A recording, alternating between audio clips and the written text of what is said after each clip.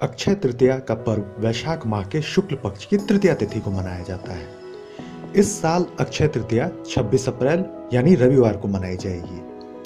धार्मिक मान्यताओं के अनुसार इस दिन कोई भी शुभ काम बिना पंचांग देखे किया जा सकता है।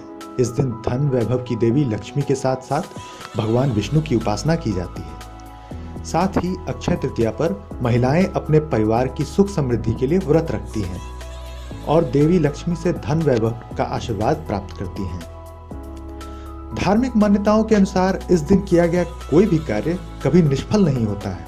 यही वजह है कि लोग घरों में वैवाहिक कार्यक्रम, धार्मिक अनुष्ठान, गृह प्रवेश, व्यापार, जप तप और पूजा पाठ करने के लिए अक्षय तृतीया के दिन को ही चुनते हैं। लेकिन क्या आप जानते हैं कि आखिर यह पर्व क्यों मनाया जाता है?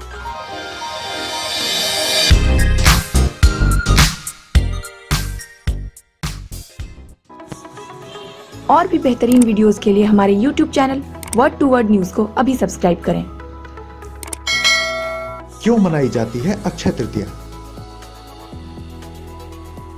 हिंदू धर्म की मान्यताओं के अनुसार अक्षय तृतीया के दिन ही भगवान विष्णु के छठे अवतार भगवान परशुराम का जन्म हुआ था।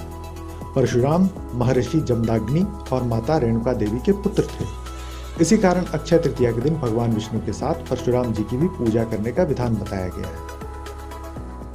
क्या है इसकी व्रत कथा?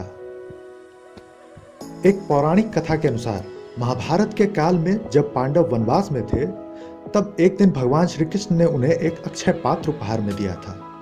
यह ऐसा पात्र था जो कभी खाली नहीं होता था। इसके कारण पांडवों को कभी भोजन की चिंता नहीं हुई। इस पात्र से मांगने पर इससे असीमित भोजन प्रकट होता था। हालांकि श्री कृष्ण से संबंधित एक और कथा अक्षय तृतीया के संदर्भ में प्रचलित है। कथा के अनुसार श्री कृष्ण के बचपन के मित्र सुदामा इसी दिन श्री कृष्ण के द्वार पर उनसे अपने परिवार के लिए आर्थिक सहायता मांगने गए थे। भेंट के रूप में सुदामा के पास केवल मुट्ठी भर पोहा ही था। श्री कृष्ण से मिलने के बाद भेंट उन्हें देने में सुदामा को संकोच हो रहा था, परंतु भगवान कृष्ण ने मुट्ठी भर पोहा सुदामा के हाथ से ले लिया और बड़े ही चाव से खाया। चूंकि सुदामा श्री कृष्ण के अतिथि थे, इसलिए श्री कृष्ण ने उनका भव्य आदर सत्कार किया।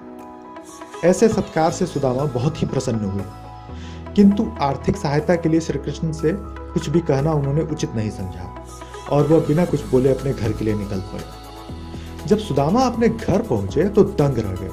उनकी टूटी फूटी झोपड़ी के स्थान पर एक भव्य महल था और उनकी गरीब पत्नी और बच्चे नए वस्त्र आभूषण से सुसज्जित थे। सुदामा को यह समझते देर न हुई कि यह उनके मित्र और विष्णु अवतार श्री कृष्ण का ही आशीर्वाद है। यही कारण है कि अक्षय तृतीया को धन संपत्ति के लाभ से भी जोड़ा गया है। तो दोस्तों, आपको कैसी लगी यह जानकारी? फिर मिलते हैं एक नई जानकारी के साथ। अगर आपको यह जानकारी पसंद आई हो तो इसे लाइक करेंगे और इसे अपने सभी दोस्तों के साथ शेयर करेंगे ताकि सबको यह जानकारी मिले।